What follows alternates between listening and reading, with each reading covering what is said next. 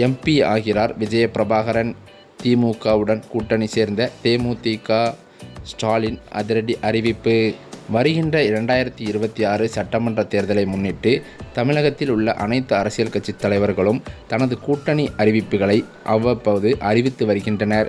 அந்த வகையில் தேமுதிகவானது இன்னும் அறிவிக்காத நிலையில் ஜனவரி மாதம்தான் நாங்கள் கூட்டணியை பற்றி அறிவிப்போம் என்று பிரேமலதா விஜயகாந்த் அறிவித்தது தொண்டர்கள் மத்தியில் பேசும் பொருளாக மாறியிருக்கிறது. மேலும் இதுவரை திமுகவுடன் கூட்டணி அமைக்காத தேமுதிக வருகின்ற 2026 சட்டமன்ற தேர்தலில் கூட்டணி அமைக்க இருக்கிறது.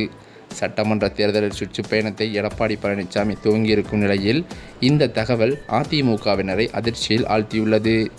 மேலும் 2026 சட்டமன்ற தேர்தலுக்கு இன்னும் 10 மாதம் இருக்கும் நிலையில் தமிழ்நாட்டின் அரசியல் கட்சிகள் தேர்தல் வேலையை தொடங்கிவிட்டன. இந்த 2026 தேர்தலில் 4 முனை போட்டி நிலவும் என்றும் எதிர்பார்க்கப்படுகிறது.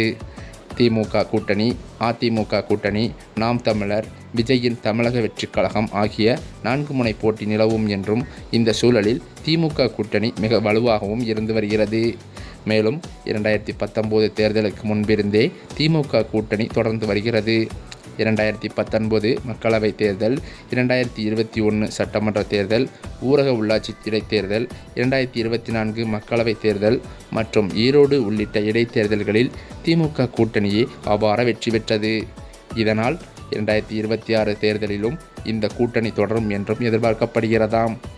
தற்போதைய சூழலில் திமுக கூட்டணியில் காங்கிரஸ், மதிமுக, பிசிக, இந்திய கம்யூனிஸ்ட், மார்க்சிஸ்ட் கம்யூனிஸ்ட், மபாக, மஜக, தவக உள்ளிட்ட கட்சிகள் இருக்கின்றன.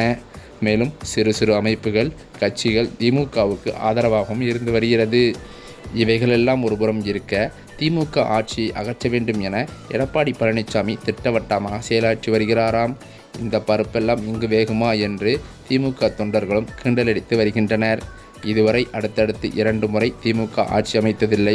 அடுத்தடுத்து 2 தேர்தல்களில் அதிமுக தோற்றதும் இல்லை என்ற வரலாற்றை தொடர வைக்க எடப்பாடி பழனிசாமி தீவிர முயற்சி செய்து வருகிறாராம்.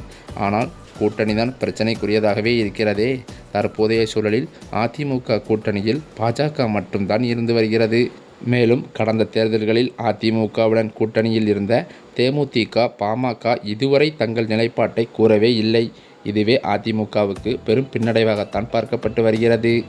இப்படிப்பட்ட சூழ்நிலையில் தேர்தலுக்கு சில மாதங்களுக்கு முன்பாக ஜனவரி மாதம்தான் கூட்டணியை குறித்து அறிவிப்பேன் என்று தேமுதிக தலைவர் பிரேமலதா விஜயகாந்த் அறிவித்திருந்தாலும் அவர்கள் ஏற்கனவே திமுகவுடன் கூட்டணி பேச்சுவார்த்தையை நடத்தி முடித்துவிட்டதாக தகவல்கள் வெளியாகியிருக்கிறது.